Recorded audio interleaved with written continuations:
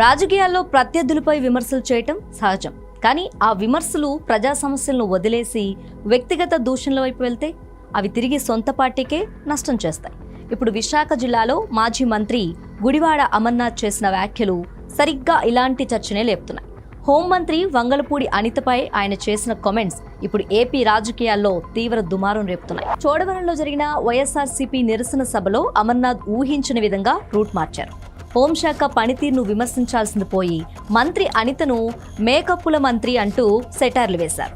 ఎండలో తిరిగితే కిలోల కొద్దీ మేకప్ పడుతుందని, ఆ మేకప్తో గోడలకు పుట్టి కూడా పెట్టుకోవచ్చంటూ హద్దులు దాటి కామెంట్స్ చేశారు. అంతేకాకుండా తాను మంత్రిగా ఉన్నప్పుడు వాడి వదిలేసిన బుల్లెట్ ప్రూఫ్ కారులోనే ఆమె తిరుగుతున్నారంటూ వ్యక్తిగత హోదాను టార్గెట్ చేశారు. ఒక మహిళా ప్రజాప్రతినిధిపై ఇంత ఘోరమైన లాంగ్వేజ్ వాడటం పట్ల సామాన్య జనం సైతం ముక్కున వేలేసుకుంటున్నారు. గతంలో కూడా అసెంబ్లీ సాక్షిగా మహిళా నేతలను అవమానించిన హిస్టరీ ఉన్న వైసీపీ ఇప్పుడు అదే దిగజారుడు సంస్కృతిని గుడివాడ అమర్నాథ్ రూపంలో కంటిన్యూ చేస్తుందని సోషల్ మీడియాలో నెటిజన్లు మండిపడుతున్నారు. దొరికిందే ఛాన్స్ అన్నట్లు కూటమి నేతలు ఈ వ్యాఖ్యలను ఒక బలమైన రాజకీయ అస్త్రంగా మార్చుకున్నారు. దీన్ని కేవలం ఒక మంత్రిపై చేసిన విమర్శగా కాకుండా మొత్తం మహిళా లోకంపై జరిగిన దాడిగా కలరింగ్ ఇస్తూ రంగంలోకి దిగారు. ఏపీ టీడీపీ అధ్యక్షులు పల్లా శ్రీనివాసరావు నేరుగా లైన్లోకి వచ్చి రాజకీయాల్లోకి వచ్చే మహిళల అలంకరణ గురించి మాట్లాడడానికి మీకెక్కడ హక్కు ఉంది అంటూ సెంటిమెంట్ను బలంగా లాగారు. ఒక అణగారిన వర్గానికి చెందిన మహిళా హోంమంత్రి అయితే వైసీపీ తట్టుకోలేకపోతుందా అంటూ దీనికి సరికొత్త పొలిటికల్ యాంగిల్ జోడించి అమర్నాథ్ క్షమాపణ చెప్పాల్సిందేనని డిమాండ్ చేస్తున్నారు. మరోవైపు వైఎస్ఆర్సీపీ మహిళా నేతలు కూడా గట్టిగానే కౌంటర్ ఇస్తున్నారు.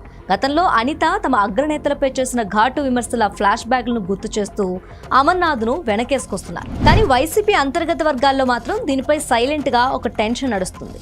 ప్రభుత్వంపై ఎంత తీవ్రంగానైనా పోరాడవచ్చు, బట్ మహిళా ప్రజాప్రతినిధుల పర్సనల్ విషయాల్లో లైన్ దాటితే సామాన్య జనం నుంచి, ముఖ్యంగా మహిళా ఓటర్ల నుంచి నెగిటివ్ సిగ్నల్స్ వెళ్తాయని, అనవసరంగా ప్రత్యర్థులకు విక్టిమ్ కార్డ్ ప్లే చేసే ఛాన్స్ ఇచ్చినట్లయిందని కొందరు సీనియర్లు భావిస్తున్నారు. బాటమ్ లైన్ ఏంటంటే, రాజకీయాల్లో పంచ్ ఎంత పవర్ఫుల్ గా ఉన్నా అది సొంత పార్టీకే తలనొప్పి కాకూడదు. సబ్జెక్ట్ వదిలేసి పర్సనల్ విషయాల్లో గీత దాటితే ఆ దూకుడే ఉచ్చుగా మారుతుంది.